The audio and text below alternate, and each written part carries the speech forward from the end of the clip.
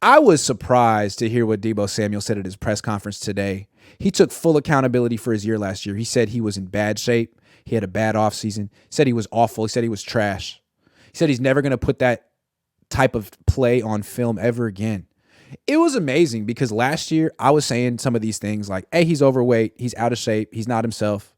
And I feel like, I don't know if he didn't acknowledge it or he wasn't asked about it or his coaches didn't acknowledge it or his fans didn't acknowledge it, but now it's all out there. And that gives me so much hope for Deebo Samuel going forward. I was thinking like, man, this is a guy who's not a serious professional. He's not a professional athlete. He's not in it to be the best of all time or the best he can be. He's not in it to be the best he can be. He's in it to get the bag. And he got it. And he's a great, great, great, great, great athlete who performed at an all-pro Hall of Fame level for 1 year when he had a monetary motivation. Well, he's never going to have that again. He's set for life. I mean, he'll have another contract year, but that's not coming for a while, and he is set for life. So is there another form of motivation here? Like, do you want to be the best or not? And last year I was thinking, this guy doesn't really need to be the best. Brandon Ayuk needs to be the best. Deebo Samuel's a better athlete than Brandon Ayuk. But Brandon Ayuk is a better competitor, a better pro, more driven than Deebo Samuel, a better leader. And I'm wondering, like, Deebo, what are you going to do? Are you just going to fade into the sunset, have a slow decline, say that you had bad luck and injuries and bad quarterbacks, or are you going to bounce back? And it sounds like he's going to bounce back. He's not making excuses. He's being honest with himself, holding himself to a high standard. That's what the best players do. You hold yourself to a high standard. It's not about getting money. It's about being better than you were last year. And if Deebo can keep doing that, he could be a Hall of Fame player. He has that kind of talent. He's that good. So he talked like a Hall of Famer today. He talked like a guy who could be an all-pro again. That's encouraging. Last year, honestly, he wasn't a captain. He didn't deserve to be a captain. He wasn't the best wide receiver on the team. Brandon Ayuk was. He wasn't the leader of the wide receiver room. Brandon Ayuk was and is. Deebo has to make all that up. And he's in the process.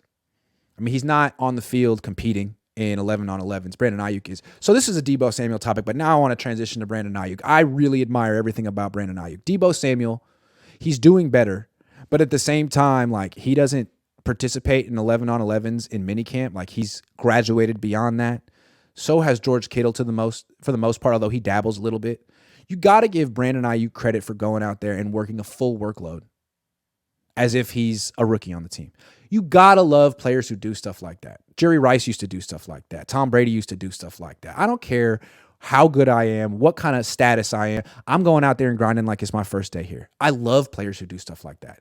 Deebo doesn't want to do it. That's his prerogative. Nick Bosa, Trent Williams, they don't want to do it. That's their prerogative. Fred Warner, that's fine. You guys are all still great. But Ayuk does it. Special place in my heart for you. Christian McCaffrey, same for you. Because that's what I would imagine Jerry Rice would have been like.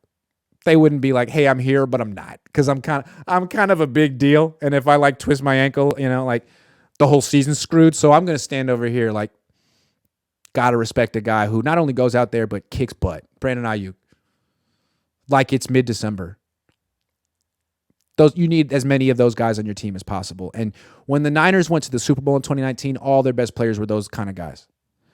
Bosa was a rookie. Fred Warner was a second-year guy. Like none of these guys were taking off seasons off. They were all trying to prove themselves and impress the coaches. So it's good to have guys who still are like that on the team. Brandon Ayuk. What else we got? Vinny Boy says, well said, Deebo. A man takes responsibility. Love every word in that 2 minutes. My respect has skyrocketed for the man. Yeah, that's a grown man right there. That's a grown man, a true pro, and a man that you can bet is probably going to bounce back. My only question with Deebo is, the injuries at this point. He can say the right things, do the right things, but if he pulls his hamstring, pulls his groin, tweaks something, misses a month, what's his conditioning going to be like after that?